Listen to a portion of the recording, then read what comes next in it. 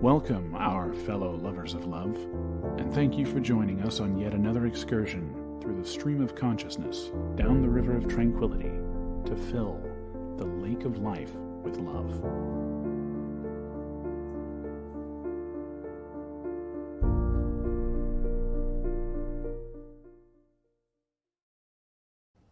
And good evening, our fellow lovers of love, and we want to welcome you to our new studio and our new format. We want to let you know you can please do us the favor and like, subscribe, share, do all of that good stuff. If you want to find us on, you can find us at locals / late night love, and you can always find us over on your favorite podcast network. Just search Late Night Love, and it's either us or some lady who has a love music show in Atlanta at night. She plays music, but anyway, it's a radio station. Or is it Detroit? I don't know.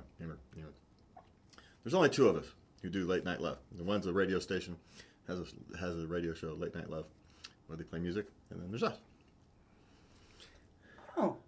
And they're actually not a podcast, so it's an actual radio station. So anyway, so we're easy to find. You can find us that way.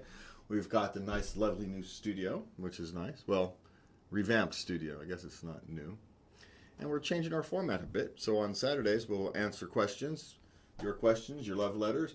And on Tuesdays, we will record we'll do a live show where we have a topic of the day. We'll discuss one topic. And then we will likely be recording a show for broadcasting on Thursday that will probably be able to catch the live show over on Locals. So you have to join our Locals community for free over on Locals, where you can go and join and see kind of the recording of Thursday's content if you want to see that. And that's topical show, interviews, whatever we have on tap for that day. Should be an interesting change, but we are working on it. We're working on things. Things are moving in the back end too. We're actually kind of merging with some other shows to create a larger company. But those details will be brought forth, later as things get worked out. But it's actually far enough along now where I can say that is happening. It's just details. Devil's in the details. Yes, indeed. Devil's in the details. So, without much ado this night, before we hit the questions, do you have any experiences you want to chat about this week? Got anything on your brain this week you want to chat about, Lovey? Yes, I'm getting a new kitten. Oh, that's right. We're getting a new kitten soon, I suppose. That's Mid-May. Yeah. Somehow she wanted an older cat. I wanted a cat that was, 1 or 2 years old, that was a little younger than she wanted, but not a kitten, and somehow we're getting a kitten. And so Well, I saw a picture of him and I fell in love. All right. Well, maybe the thing to do is to let our audience name the kitten instead of us naming it. No, sorry. His name is Ramses. His name is Cat. If his name is Ramses, that's what he's going to be called. He's going to be Cat, because I'm not calling a cat Ramses. I'm just not doing it. It's going to be called Cat. Okay. So, just saying. I wanted Venus. But anyway. All right. So, we might as well hit with the questions. What you got for us today? How does one let go of hurt and betrayal? Oh, well, let's just start with the easy one. I know, right? Let's start with the easy one. And before as I kind of fitter around here for an answer to your question, you can send us the late night love letters to love@latenightLove.us. You can visit our website, or you can go to our anchor page and leave us a voice letter, and we can play that on the air and answer your questions live that way. So we get back to how do you let go of hate and betrayal? Well, the first thing you have to do is you have to understand that the reason you let go is for you. Coming to terms with that is how you actually start to learn to let go. Because you don't let go of hurt and betrayal. You don't forgive. Forgiveness isn't for the other person. It's for you. So you can let go of the baggage. So you have to stop carrying it around.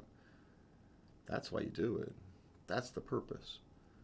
The purpose isn't so you can have closure. The purpose isn't for any of that other hippy-dippy stuff, which I like, but it's just not true. In this particular case, the reason you want to move on from hurt and betrayal is you don't have to carry it around. We call it baggage for a reason. And, we don't want to do that. And so how you let go of that is by acknowledging that the reason you need to let go isn't for anybody else. It's for you. And that's how you start. And it's a long, arduous path with ups and downs. It's not a linear line. There's no 10-step program I can give you to get through it. You just kind of have to muddle your own way through. But focus on yourself, focus on moving forward. Remember, life, ultimately, while we like to help other people to make ourselves feel better, ultimately it's about us. If you're not happy with your life, you're not happy with your life. And so, you carry around a bunch of hurt and betrayal. You're carrying around a bunch of hurt and betrayal. You're literally carrying around that pain with you. You don't want to do that. You want to find some way to let it go. And another thing you need to do is learn from it, because while it's not your fault, you may have played a role. You may have played a role. And you can't do that unless you honestly look at these things. And what you find is life is complicated, and little empathy and compassion, forgiveness for yourself goes a long way. Yeah, there's no easy answer to that one. There's no 5 steps. I can't say do X, Y, and Z. It's just a long, arduous journey of self-work. Okay. What if you're angry with your adult child? I get angry with my adult children on a pretty regular basis. I keep it to myself. They're adults. They didn't ask for my opinion. Well, I suppose it depends what you're angry at them about, right? If you're just angry because they're living their lives the way you think they should. Exactly. Then, well, it's none of your damn business, and you just need to shut the hell up. Now, if they've done something that impacts your life and negatively impacts your life, then you maybe have a right to be angry, and you have to deal with that in some way, or not. Maybe not dealing with it is a way of dealing with it, but you have to make that active choice. Okay, what am I going to do? What's more important in this grand scheme of things? Because a lot of times what we don't do is we don't think of, okay, how important is this really in the grand scheme of things? And, we get all upset in a moment, and we forget that the real thing, what we're really looking for is peace and happiness. And so, maybe a little forgiveness for your children being, children. They're adults, sure, but they're still children. Were you the same adult at 30 that you are at 50? I wasn't. So why would I expect my kids to be? I was a bumbling adult at 25, 30 years old, so why would I expect my kids to be any different? Life is a journey where we all make lots of mistakes. And so you kind of let it go. But if it's something that needs to be dealt with, you deal with it like you would deal with any other adult that you care about and love. The difference is here, you actually have a stronger connection, so you can actually have a chance of making a bigger impact. Assuming you're doing that for the right reasons. Your own judgment may be cloudy.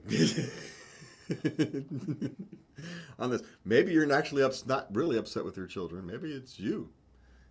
That does happen. Just self-awareness. Be a bit self-aware and be careful as you move forward. That's how I would go forward. Okay. How do you keep your feelings in check when you are having a casual sexual relationship? Good luck. Well,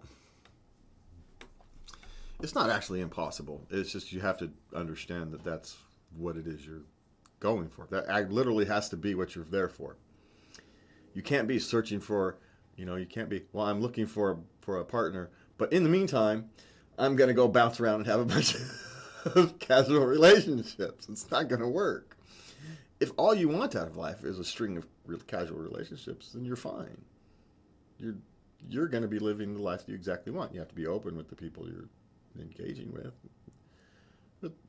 But the truth in anything like this is being genuinely honest with yourself and the people you are engaged with, what you actually want, what you're actually looking for. So, sooner or later, someone can come back, you get upset, you can actually look at yourself in the mirror and say, but you said you have no right to be upset. And you work your way through it. I mean, emotions come and go. They just do.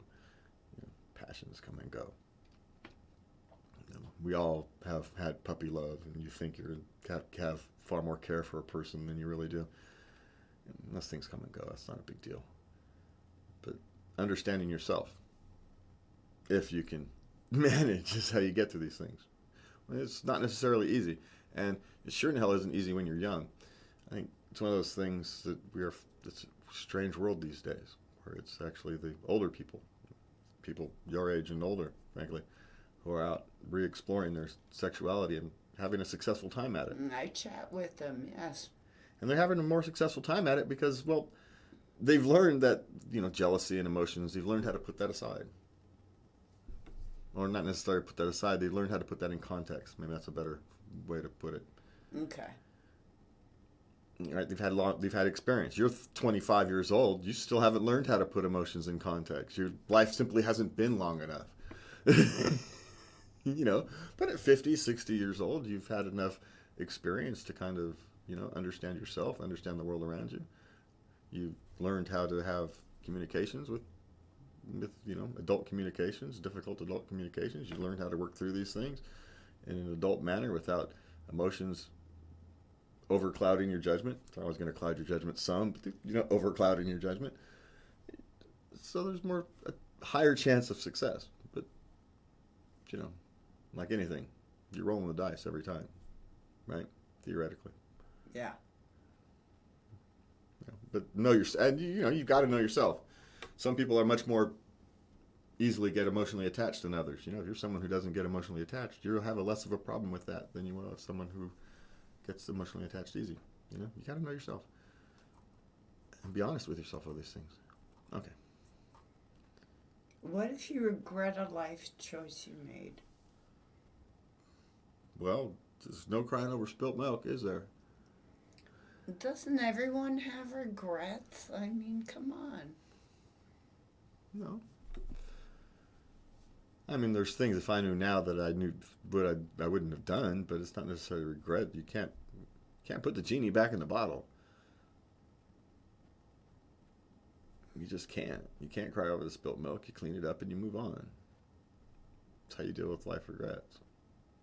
And if you can't clean it up, or if it was a long, long time ago, you're just going to have to, forgive yourself and move on.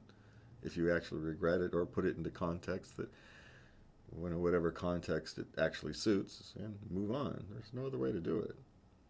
What are you going to do? Carry it around with you for the rest of your life? I mean, you're going to do that anyway to some extent, right? Until the brain works, Stuff that happens in elementary school already pops up every now and again, When I'm trying to go to sleep. Yeah, the brain works in mysterious ways. So, you never truly get away from these things, but, they don't bother you anymore. And, this is just a thing that happened in the past. But, you get those forgiveness, empathy, compassion, understanding that, you're no different than everybody else out there.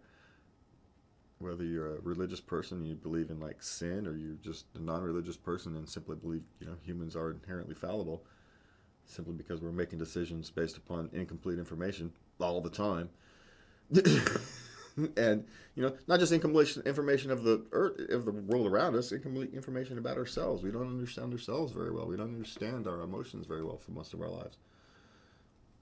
So, how are we supposed to make proper decisions? It's amazing that we get anything right, to be honest. It's amazing the lights come on. It's amazing that, if you really think about the human condition and all the stuff that has to happen for the world to work, it's amazing anything works. It's amazing that we can sit here and do a podcast, just plug it in and expect everything to work.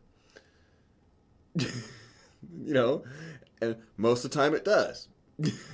On occasion, stuff goes wrong, but most of the time it works just fine. Remember, we're nothing more than sophisticated monkeys banging on stuff with hammers. it's just amazing that anything works. And just you understand that life gets into context and you just muddle through.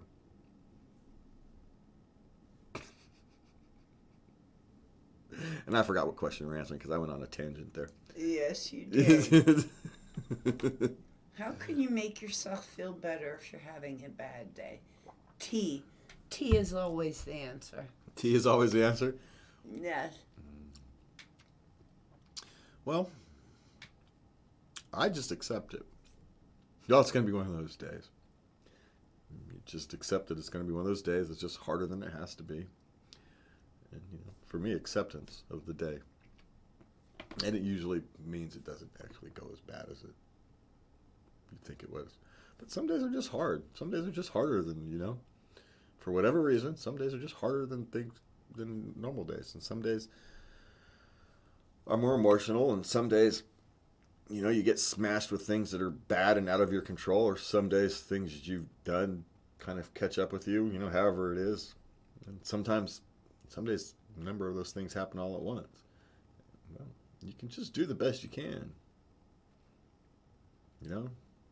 Know that when you go to sleep, you'll still get up tomorrow.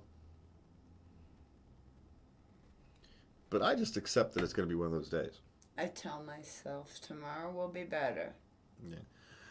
And the thing, this is one of those things where knowing yourself, understanding what works for you. You're going to have to find what works for you. No, you can't come to people like me and say, what should I do? What should I do? No. You have to explore yourself. You have to understand yourself. Because you sit there and you actively talk yourself through the day. It's going to be better tomorrow. It's going to be better tomorrow. It's just a bad day. I talk myself through the whole dang day. And I just kind of blindly accept, well, it's going to be one of those days. It's like accepting my fate. It's kind of like a soldier in World War What? Today's the day I'm going over the wall. If I get shot, I get shot. That's kind of how I view it. It's just going to be one of those days. What's going to happen is going to happen. Let the que sera, sera. What would be, will be. And you move throughout the day. That's how I deal with it. But, we're different people. Neither one of those ways is right or wrong. It's just, you figured out how to successfully get yourself through those days. I figured out how to get successfully through those days. And you all are going to have to get some trial and error and find out how to successfully get through those days. And speaking of trial and error, do us a favor and try to hit that like, subscribe, and share button for us. All right. So, what you got next? What do you do with bad memories from your childhood? I had to forgive my parents. They're just human. That helped a lot. Well, becoming a parent myself, that gave me a different view. A different view of the world. You understand the pressures that people were going through. You can understand kind of, okay, while I don't necessarily agree with what they did, I can at least understand it. Yes. I can at least understand that, okay, they were just under a lot of pressure and humans crack. Sometimes it happens and you can forgive them on a human level. If something, that type of thing. So, or they just don't know what to do in a situation. They're come up with something that they don't have the skills to deal with. And so they don't deal with it. Can you blame them for it? Well, sure, but you're going to have to forgive them for it too, because, that situation can get smacked on your doorstep any time. And so, but forgiving is only part of it. Again, I go back to it's all about forgiving yourself, because ultimately, I think a lot of these times we carry these things around, we in some sense blame ourselves, and we still carry the blame around. Because as kids you internalize these things, and we never really uninternalize them. You can't really undo that. So it's just forgiving yourself for being you. I think that's what to do. Drop the baggage. Again, start letting go of baggage. Life gets easier. But it's still going to creep up on you on those sleepless nights and pop in your head for no freaking reason. So, there is that. And just accept it that that's just the way the brain works. It's not some deep psychological issue. It's just the brain is stupid. Sometimes the brain is just weird. and kicks up memories for no reason other than it has them. And maybe it's the last time you'll ever hear it again. Maybe it's your brain saying, you know what, I don't have to deal with this anymore. Here you go, you're done, you're out, and you're gone. Maybe not, but it's possible. I have things that don't come up except for like every 3 or 4 years. Yeah, there's things that come up that, I couldn't even tell you how often they come up. They come up so infrequently. But, yeah. And it's, usually I do so much stuff, reading stories and researching and dealing with politics and all that kind of crap that, it's not surprising that some of this stuff will come up to me. And if I actually sat down and think about it, I could probably backtrail a trigger to a memory trigger in the head that just says, oh, hey, some, 6 degrees of separation, separation connection, and the brain makes it, as you're dozing off to sleep. It's not helpful or useful in any way. It just makes the connection. Well, thanks a lot. Like I said, the brain is stupid sometimes. It just is. Okay. How often should we feel happiness? That's an interesting question because you have to define happiness before you can answer the question of how often should you. And should is the wrong way to phrase that. I think the better question is, what is happiness? And we can only define that for ourselves. I can't define that for anybody else. Is happiness that, is happiness those few moments of joy when you're watching your granddaughter have a smiling ear to ear as she's learning how to use a professional TV camera, a real TV camera in a real TV studio? Is that happiness? Sure it is. Or is, happiness something deeper? A general pervasive feeling that, my life is okay. Despite its ups and downs and trials and tribulations, life is okay. Generally happy. You have to define what it is. Maybe you should look at it the other way. How is it okay to feel unhappy? How much unhappiness is too much? Because maybe you should always feel a pervasive sense of happiness. Maybe happiness should be the state, the standard state. And not being happy, or at least content. For me, content is happy, so. Me too. As content is happy. So you're going to have to define happiness. And so maybe if you define happiness as content, maybe you should always be happy. Maybe that should be what we default state. And the question is, how much unhappiness is too much? Because you're always going to have some.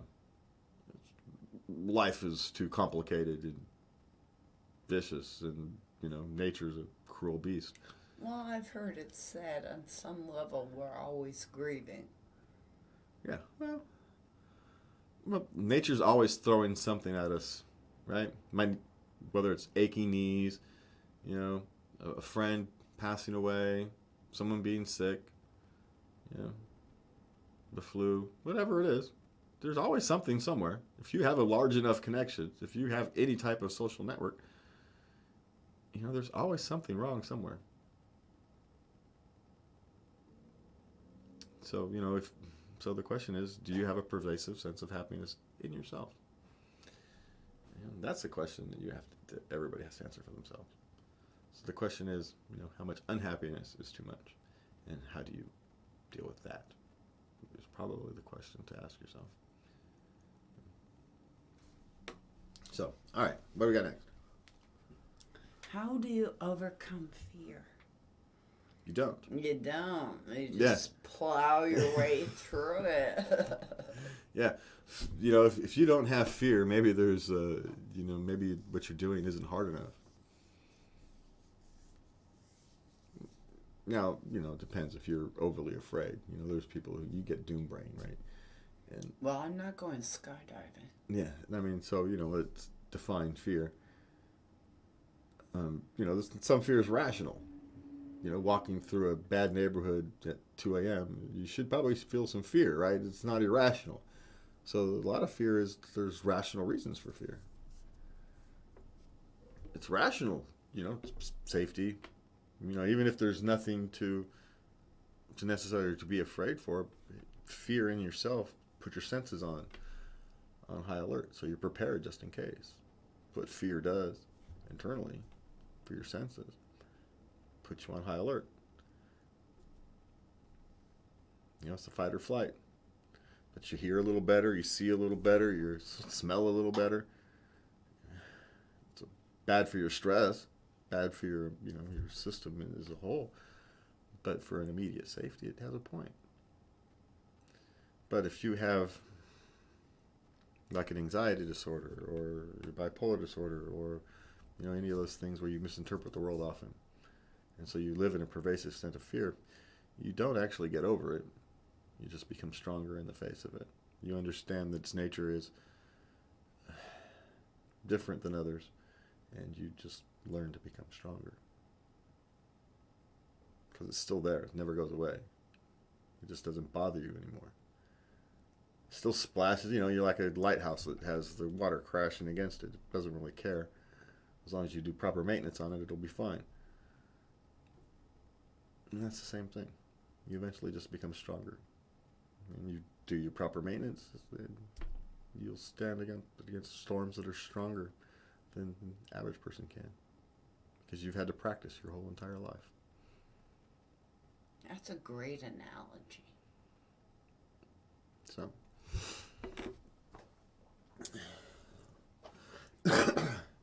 Okay, how can we show gratitude? Showing gratitude, well, it's a mindset because there's no one way. Some people buy things, some people, express love. There's all kinds of ways to express it, and you want to find, that will come out its own way. But gratitude is a mindset. It starts by genuinely caring about other people. And when you genuinely care about other people, your desire to simply say thank you in some shape, manner, or form. And each person has their own way of expressing it. Yeah. Yeah, thanks for vacuuming underneath my desk, babe. I love you too. Yeah, there's little ways. We all do these things, and, but it starts with genuinely caring. If you genuinely care about other people, the expression of the gratitude comes naturally. You don't have to do anything. You'll just do it. Now, if you've had a lifetime where you have not built a habit of expressing gratitude, and now you need to now you need to build those skills. You say, I do genuinely care. I just literally don't know what to do. Don't overthink it. Say thank you. Start with saying thank you. That's it. Say thank you a lot. You'll get tired of saying thank you and start thinking of other things. But the point is to get your mind thinking of being appreciative. Now, some of us, you've gone through so much life where, maybe you didn't have a family. You have a dysfunctional family and they didn't talk about it, so you don't have the skills. You literally don't have the skills. You literally don't know to say thank you. That does happen. It happens far more often than we'd like to think. And so there is a way. That's you get within yourself. We've talked about it a lot, about understanding yourself tonight. But that's how you do it. That's how you show gratitude. You start with yourself, and it will flow naturally from that. And if you have to practice saying thank you, or start with saying thank you. You'll get bored with saying thank you, and you'll start doing different things, like vacuuming under your desk.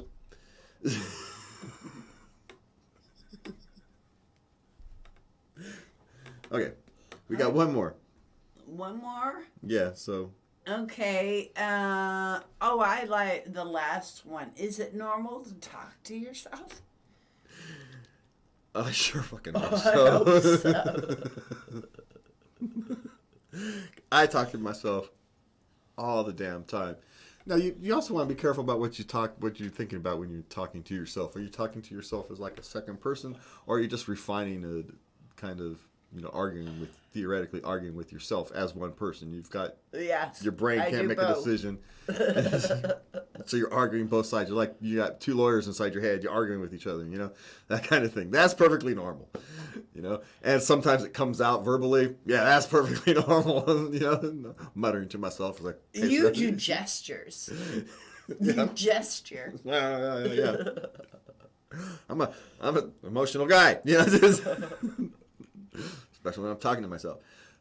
But it's perfectly normal, to have that internal conversation. Now, not everybody has it, as we found out. Not everybody has those internalized conversations. So it's not true. So it's perfectly normal, but it's also not abnormal to not have them. The diversity of humanity is such an amazingly, wonderfully bizarre thing. Yeah, and in a sense, isn't it wonderful?